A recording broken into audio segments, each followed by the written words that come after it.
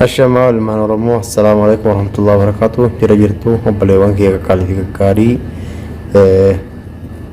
warroonni gaafii na gaafatanii fi akkasumas wantoota itti fayyadamuu barbaadaniif aappii nun jedhamu aappii meeshaa qulqullina ofii eeggatee fi akkasumas gaaraantii dhugaa akka tahe yoo meeshaan irraa bitattan osoo birrii afuriinuu birrii lamaanuu ta'e dafee isinii deebisuudhaaf maallaqa keessan karaa salphaan isinii deebisuu kan danda'u aappii isinii qabadhe dhufee aappii kana irra deddeebiidhaan yeroo hedduu isin barsiisaa jira. Akkasumas warroonni aappii kanarraa wantoota garaagaraa bitachuu barbaadan maal akka bitachuu barbaadan komentii jalatti naa barreessaadha, irratti isinii hojjedha. Akkamitti aappii san wantoota bitachuu barbaadan san waan gatiin isaa gadi aanaa akkasumas kan qulqullina ol aanaa qabu akkamitti akka bitachuu dandeessan isin garsiisa.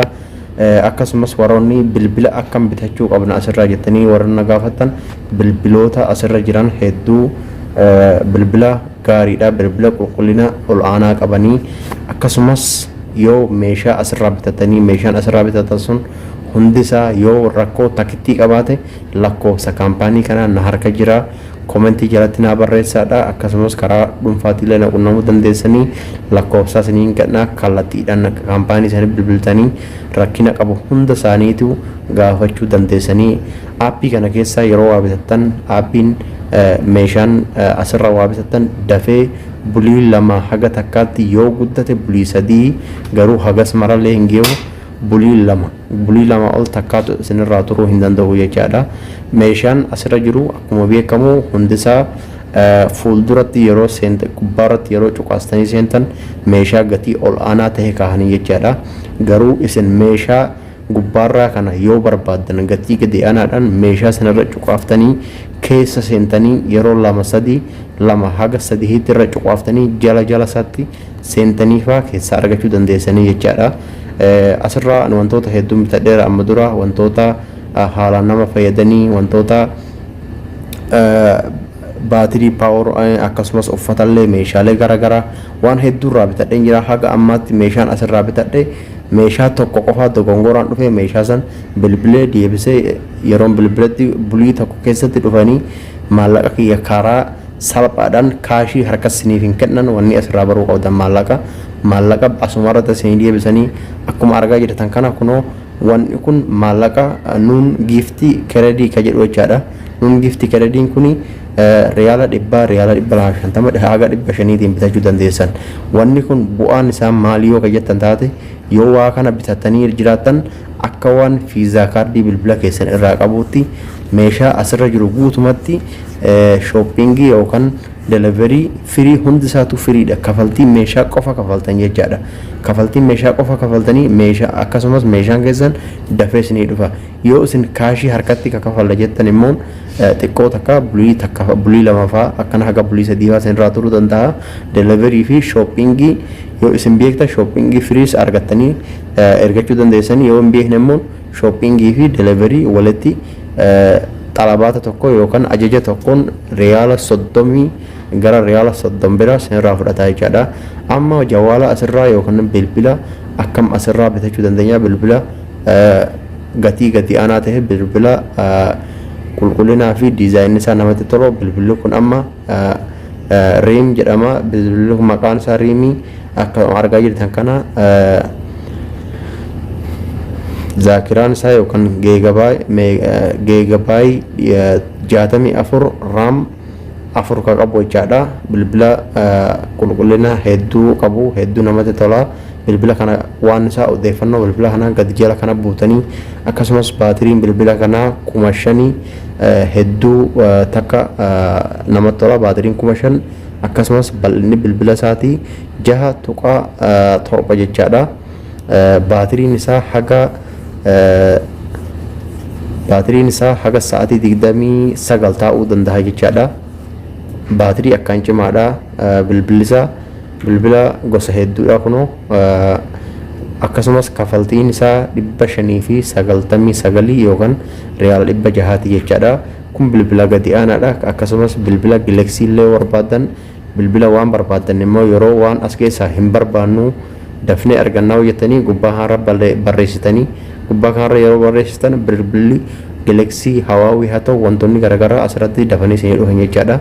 Amma as keessa bilbila A52 RAM 8 zaakiraa yookaan meemoorii 128 ka qabu jechaadha. Gatiin isaa 1000 riyaala 79. Amma bilbilli kun yoo suuqa deemtanii gaafattan 1400 1300 jechaadha. Bilbila itti fayyadamaa jiru gatiin isaa suuqnii fi kaasii wal dhaba. Garuu ka hundi isaatu damaana qaba yookaan gaarantii qaba jechaadha. Sharikaan kunis sharikaa namni nama goyyomsuu danda'u. Bilbilli kun bilbila diizaayina olaanaa qaba. Bishaan hin seenu itti fayyadamaa hin jiran mataa kiyyaa'u. Bilbila bishaan hin seenu rooba keessatti akka fayyadanitti itti fayyadamuu dandeessanii. Akkasumas immoo eerfooniin isaa eerfoonii ol aanaa haalaan sagaleen isaa sagalee cimaa ta'e eerfoonii bakka lamatti qaba.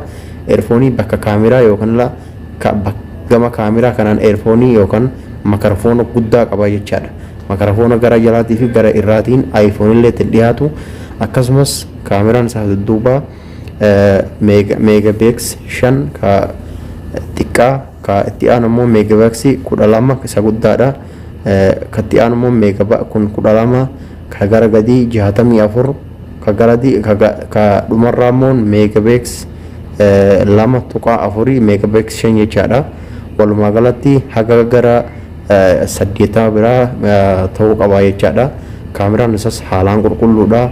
Baatiriin isaa 4500.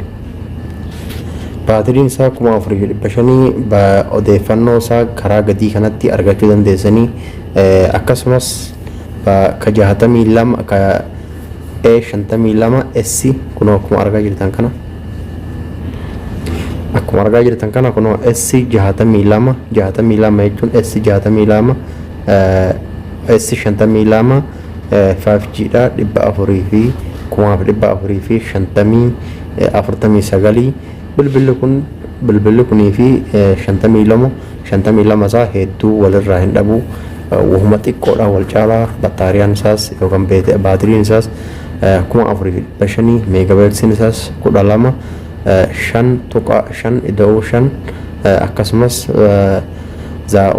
raam isaallee 8 zaakiraan isaallee 128 hedduu farqin qabu jechaadha. Wanni wal dhabaan ta'e 5G qofaadha jechaadha. 5G qofaa wal dhabaa jechaadha. Akkasumas immoo karaa gara gadii kanaanis karuma saniinis hedduutu jira. Ka raam 6 ni jira. M52 M32 ni jira. M32 baay'ee gaariidha. Raam isaas 6. Bilbilli kunis haaraa moodela haaraa kuni bara 2022 natti fakkaata. Akkasuma 2022 bareedduudha kunillee. Gatiin isaa 1099 ture amma 850 jechaadha. Raam isaa 6 bilbila hedduu bareedduudha. Zaakiraan isaa 128 4G jechaadha. Akkasumas beetiriin isaallee hedduu bareedduudha. Bilbila hedduutu jira. Karaa sanii as keessa deemtanii isin dheeressuun barbaadu. Wantoota garaagaraa as jala bitachuu barbaadan mee waan akkanaa na bitachuu barbaannaa akkamiin waan san bitachuu barbaannaa ka jettan komentii jalatti naa barreessaa isin hin tarreessaa. Asirraa wantoota garaagaraa waan hedduu argachuu dandeessan jechaadha. Akkasumas wantoota isin itti hayyamna jettan naa barreessaadha. Irratti isin jedha. Assalaamu alaikum warahmatullahi wabarakatuh. Viidiyoon kiyyaa isinitti like, share, subscribe gochuun dagatina.